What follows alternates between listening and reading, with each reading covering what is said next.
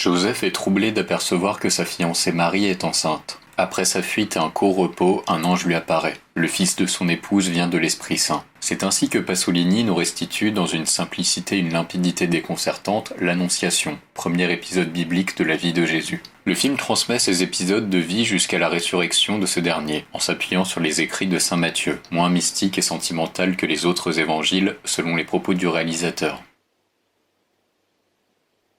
Giuseppe, figlio di David, prendi pure con te senza esitazione Maria tua sposa, perché quello che è generato in lei è opera dello Spirito Santo. Essa partorirà un figlio e lo chiamerai Gesù. Egli infatti salverà il tuo popolo dai suoi peccati.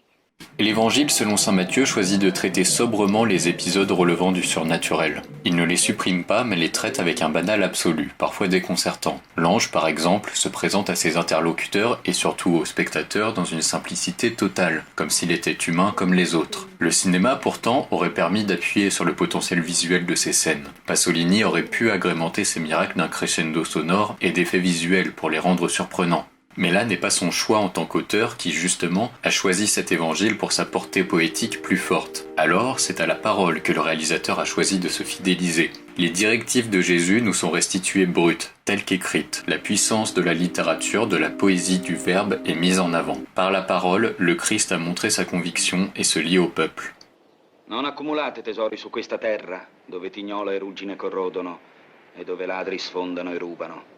Accumulate invece per voi tesori in cielo, dove né tignola né ruggine corrodono, et dove i ladri non sfondano e non rubano. Le film a beaucoup surpris pour son dépouillement. Dans une continuité néo-réaliste italienne, Pasolini reprend cette sobriété de mise en scène. Il ne cherche pas le décor mythique de Jérusalem, mais lui préfère le sud de l'Italie, moins moderne et plus sobre selon ses voyages. Les acteurs, dont beaucoup sont non professionnels, ne font pas dans la psychologie de personnages. Ils sont presque comme des modèles bressoniens, là pour être des corps véhiculant une parole à ne pas travestir. Chant contre chant, décors naturels et paroles brutes, le film se veut profondément fidèle au texte. Signore, se tu vuoi mi puoi mondare. Lo voglio, sì, mondate.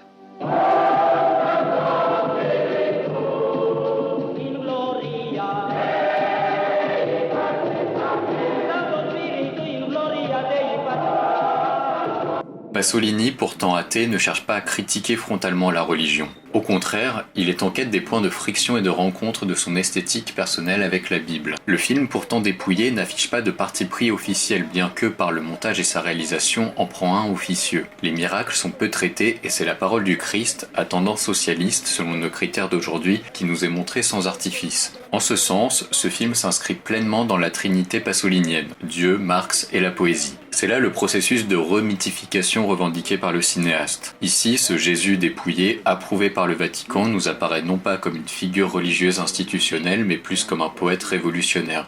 Tutte queste cose le ho osservate, che mi manca ancora?